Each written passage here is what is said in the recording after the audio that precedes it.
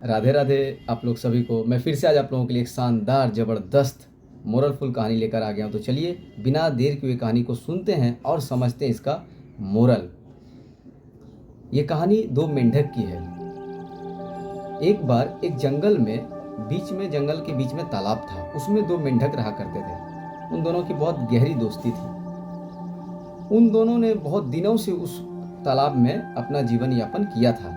फिर वो दोनों एक दिन आपस में बात करते थे कि क्यों ना हम लोग इस जंगल से, इस तालाब से निकलकर थोड़ी बाहर की दुनिया को देखा जाए, क्योंकि बाहर में भी तो बहुत कुछ होगा, तो क्यों नहीं चलकर देखा जाए। वो दोनों विचार विमर्श करते हैं। उसके बाद फिर दोनों कूदक के निकल जाते हैं उस नदी से और फिर वो जाने लगते हैं शहर की तरफ। वो लोग उछलते उछलते शहर की तरफ आ जाते हैं। वो लोग देखते हैं पूरा प्रदूषण फैला हुआ है, गाड़ी से प्रदूषण फैल चुका है। उसके बाद फिर बड़ी बड़ी इमारतें हैं, सब अपने काम के पीछे भाग रहे हैं, बच्चे लोग स्कूल के लिए जा रहे हैं, यानी उन लोगों को सिर्फ दौड़ा भागी ही दिखाई देता है।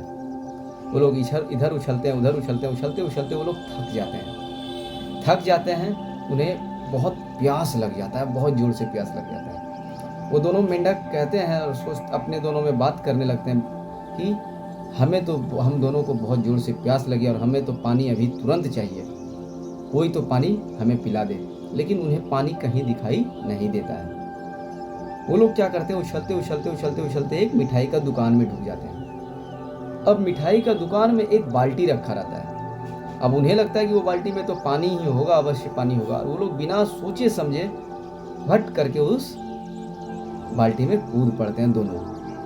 अब उस बाल्टी में था रखा हुआ क्या, मलाई। अब जैसे ही वो लोग बाल्टी में कूदते हैं, वो मलाई उन लोगों के लिए दलदल का सामान होता है। जैसे दलदल में अगर हम लोग ढुके तो कैसे नीचे जाने लगते हैं, उसी तरह से मलाई में वो लोग कूदे तो वो लोग नीचे जाने लगे।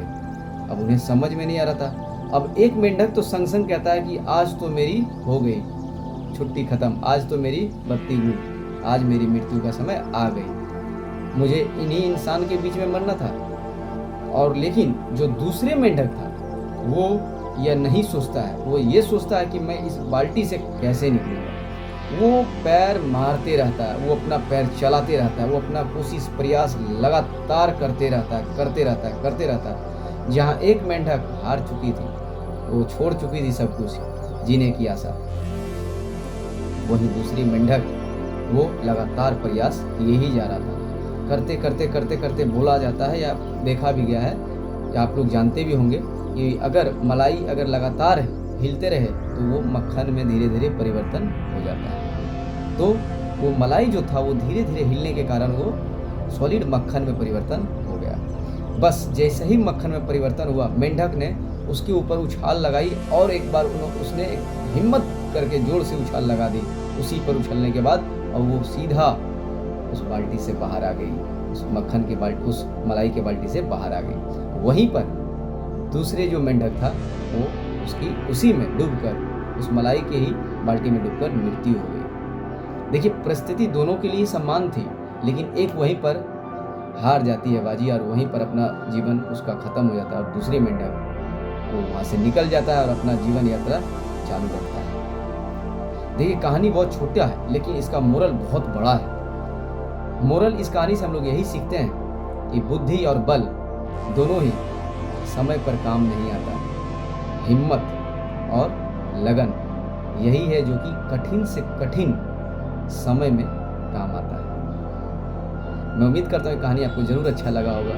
कहानी को जरूर लाइक करिएगा। मिलते हैं फिर किसी एक बेहतरीन कहानी के साथ। जब तक के लिए आप अच्छे रहिए, स्वस्थ रहिए और हमेशा की तरह मुस्कुराते रहिए।